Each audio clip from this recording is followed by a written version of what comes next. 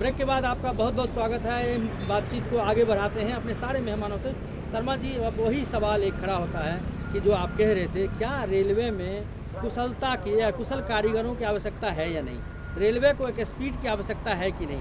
और रेलवे में अगर बाहर से पैसा आता है तो जिस यूनियन की बात आप कर रहे हैं उस यूनियन का भी तो एक नया फेस आएगा, उसकी भी उसमें भी समृद्धि आएगी, लोगों के पास पैसा आएगा, यही प्रधानमंत्री का भी कहना है। लेकिन जो यूनिवर्सिटी बनेंगे, जो उनके स्किल्ड को बढ़ाया जाएगा, ये भी ज़रूरी है रेलवे को, नहीं तो मॉडर्न एज में आप नहीं चल पाएंगे। देखिए, स्किल जो है बाहर से आने से नहीं बढ़ेगा।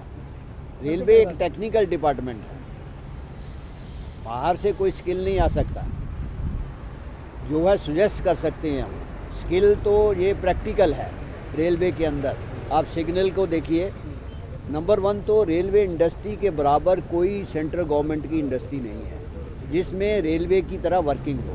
इस बात को हमें समझना चाहिए। ये टेक्निकल इंडस्ट्री है, चाहे वो टेक्निकल वर्क के लिए हो या कमर्शियल वर्क के लिए हो या ऑपरेटिंग वर्क के लिए हो। तो ये एक टेक्निकल इंडस्ट्री है। इसको बाहर से पैसा तब लाएं अगर हमारे पास हम उसको अर्न ना कर सकें।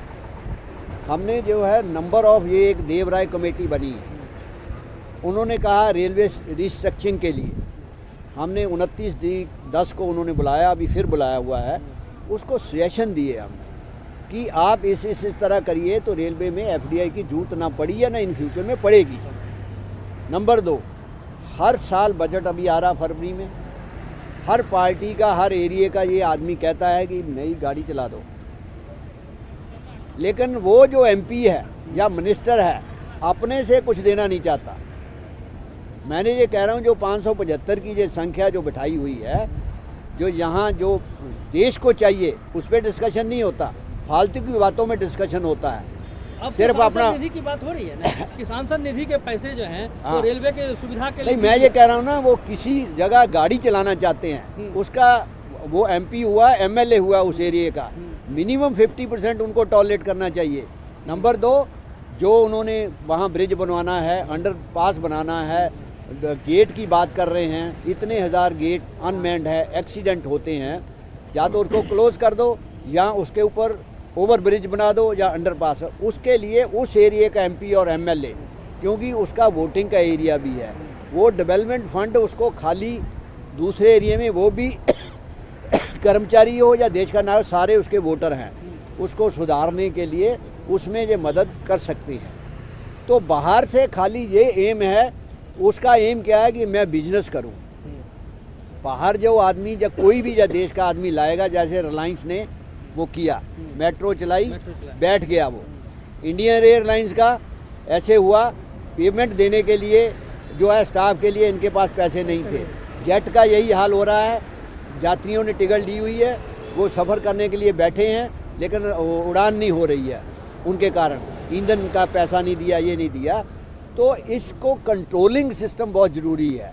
पैसा खाली पैसा ही नहीं है, पैसा मैं ये कह रहा हूँ कि पैसा रेलवे के अंदर जो इन्होंने कमर्शलाइज है पार्ट, मैक्सिमम मैंने कहा कंटेनर को दे दिया और 15 कंपनियों को दे दिया, वो जो अर्न कर रही हैं वो रेलवे को आ सकता है, उसमें सुधार है। हमारे पास ये 10 पॉइंट है इसके अंदर, मैं इसके कहूँगा, हमने सुजेस्ट किया सबको, इसको कमेटी को फिर करने। कंटेनर में इरेगुलरिटी है कि ये हॉलेज चार्ज एक होता है, जब वो मटेरियल लेके जाना होता है, उसका बेस क्लास रेट जो है वो होना चाहिए, बेस क्लास रेट नहीं है।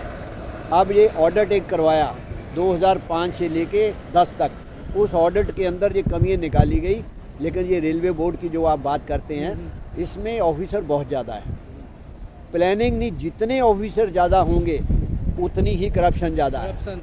चाहे वो रेलवे बोर्ड है या इधर है अधिकारी, वो टेंडर की फाइल जितने के थ्रू ज़्यादा जाती है उतनी ही करप्शन बढ़ती है। उसको कम करने के लिए ट्रांसपेरेंसी कैसे ला सकते हैं, मिनिमाइज करें, उसमें उनका एक्सपेंडिचर को कंट्रोल करें। हर ऑफिसर को हमने गाड़ी दी हुई है, हर ऑफिसर के पास जब वो नया ऑफिस में आता है एक डिविजनल रेलवे मैनेजर होता है, एक पीएचओडी होता है, जब भी वो आते हैं ट्रांसफ़र होकर, सारे ऑफिस की दोबारा रेनोवेशन होती है। कंप्यूटर मतलब जो मार्केट में रेट है, जो परचेजिंग है, भ्रष्टाचार परचेज चौधरी साहब, जी, जी। भ्रष्टाचार एक बहुत बड़ा मुद्दा है और रेलवे बोर्ड जो है इसकी कहीं न कहीं गंगोत्री मानी जा रही है कि जी, वहीं जी, से जी। भ्रष्टाचार जो है घूम फिर के रेलवे पर काले साये की तरफ पड़ता है। उसको ठीक करने की जरूरत है रेलवे बोर्ड के माध्यम से, या रेलवे बोर्ड को आप चेंज करिए, उसमें एक सुधार लाइए, उसमें अधिकारियों को आप घुसाइए, वो खिड़की बंद करके दरवाज़ा बंद करके वो लोग बैठा हुआ है अंदर, और अंदर क्या हो रहा है ये लोगों को पता नहीं चलता है। नहीं, बिल्कुल ठीक कहा आपने। जिस प्रकार से भ्रष्टाचार है और इनएफिशिएंसी भी है, यदि आज आपने टाइम्स ऑफ इंडिया पढ़ा हो तो एक रिपोर्ट थी शर्मा जी जिसमें बताया गया था कि ओवर ब्रिज अंडर ब्रिज बनने की अप्रूवल के लिए 3-3 साल रेलवे ले रहा है। तो ये इनएफिशिएंसी नहीं होनी चाहिए सिस्टम में। प्राइवेटाइजेशन उन चीज़ों का हो सकता है जहां एफिशिएंसी के लिए एक की जगह 4 कंपनियां खड़ी कर दी जाएं और जो बेहतर सेवा ग्राहकों को प्रदान करें। लेकिन ओवरऑल ये एक पब्लिक गुड है और पब्लिक गुड में कहीं ना कहीं आप ये देखेंगे कि देश हित में, जनता के हित में इसका प्राइवेटाइजेशन नहीं कर सकते आप। और यही एक्सपीरियंस जो है, चाहे इंग्लैंड हो चाहे और तमाम देश हैं, उनका भी रहा है। वो प्राइवेटाइजेशन करके शुरू हुए, फिर गवर्नमेंट में आए, फिर प्राइवेटाइजेशन किया और अब फिर गवर्नमेंट में आ रहे हैं। तो हमें इसमें एक कहीं ना कहीं तालमेल और बैलेंस बनाने की आवश्यकता है। पवार साहब आपकी टिप्पणी। शर्मा जी ने एक बात ठीक कही कि अच्छा मोदी जी उसमें यही बात कहते हैं कि कम लोग अच्छी सरकार। तो इसी तरह रेलवे बोर्ड में भी मुझे लगता है कि कहीं ना कहीं अधिकारियों की कटौती करनी चाहिए, कम करना चाहिए और एक अच्छी व्यवस्था जो होनी चाहिए उसको लाना चाहिए। और मोदी जी तो कहते ही रहते हैं कि अच्छे कम लोग हों और अच्छी सरकार जी वही बात आ रही है कि मिनिमम गवर्नमेंट और मैक्सिमम गवर्नेंस की बात है, और ये रेलवे पे भी लागू होना चाहिए, तभी रेलवे बोर्ड या रेलवे काम कर पाएगा। निश्चित रूप से मेरे ख्याल से जैसा पवार साहब कह रहे थे कि मिनिमम गवर्नमेंट और मैक्सिमम गवर्नेंस, ये जो बात है जो कि लगातार प्रधानमंत्री कह रहे हैं, वो बात जो है वो एक्शन में भी परिलक्षित होनी चाहिए और रेलवे पे लागू होती है। ग्राउंड जीरो पर भी दिखाई पड़नी चाहिए। जैसा कि ट्रेड यूनियन के लीडर हमारे साथ इस डिस्कशन में है, जो इन्होंने बातें उठाई, मेरे ख्याल से क्या होता है कि अगर आप किसी भी चीज़ का एक समेकित एक हल निकालना चाहते हैं तो आपको दोनों पक्षों की बातों को सुन करके उसके बाद हल निकालना चाहिए। एक पक्षी कि अगर कॉर्पोरेट का आपके ऊपर दबाव है कि अगर प्राइवेटाइजेशन हो जाए इससे सब हल मिल जाएगा, ये भी उचित नहीं है। यूनियन के जो लीडर जो कह रहे हैं, हो सकता है कि इनकी भी सारी बातें एकदम सही ना हो, तो बीच का एक क्या रास्ता हो सकता है, मुझे लगता है सरकार को उस पर काम करना। आप सारे मेहमानों मैं एक बार और कहूँगा, छोटा सा वक्त की कमी है इसलिए ये ट्रांसपेरेंसी ये गवर्नमेंट चाहती है, हम भी चाहते हैं ट्रांसपेरेंसी है। उसका एक तरीका है, आपने सीबीआई बनाई हुई है, आपने विजिलेंस बनाई हुई है, हर टेंडर कमेटी में उनको क्यों नहीं इन्वॉल्व करते? उनको इन्वॉल्व करिए ना। अगर बिल्कुल आप ट्रांसपेरेंसी चाहते हैं उनको इन्वॉल्व करिए। और पार्टिसिपेशन, इसमें पब्लिक और ट्रेड यूनियन की दोनों की उसमें पार्टिसिपेशन हो, दोनों जो है आंसरेबल हो।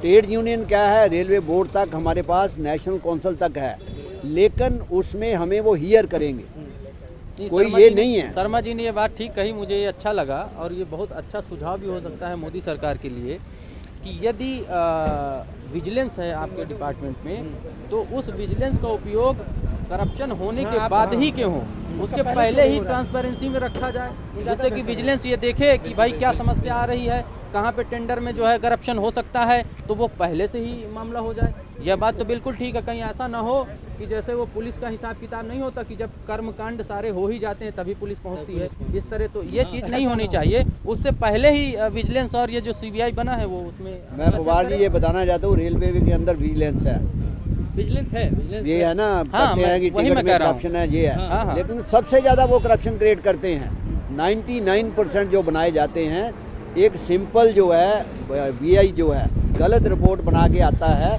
जो 10 रुपये बाबू लेता है उसको तो वो कहते हैं फांसी लगा दो। खुद वो जो उसका जो है ना बिलोंगिंग्स होती हैं, कितना उन्होंने ना प्राइवेट कैश डिक्लेयर करते हैं, क्या उसके पास प्रॉपर्टी है, कुछ नहीं होता।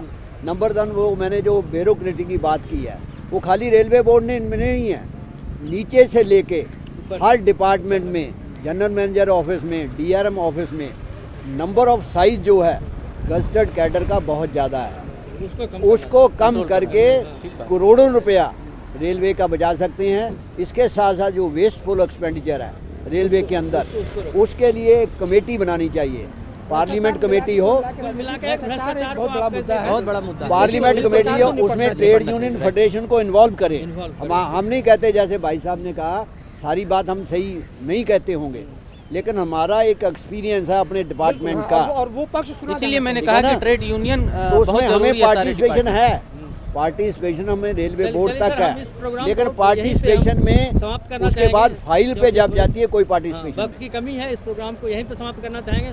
आप सारे मेहमानों का बहुत बहुत धन्यवाद इस बातचीत में भाग लेने के लिए और अपने उचित सलाह देने के लिए। आज इस बातचीत में बस इतना ही, अगले दिन हम फिर हाजिर होंगे एक नई बातचीत के साथ और कुछ नए मेहमान के साथ। फिलहाल दीजिए हमें इजाज़त, नमस्कार।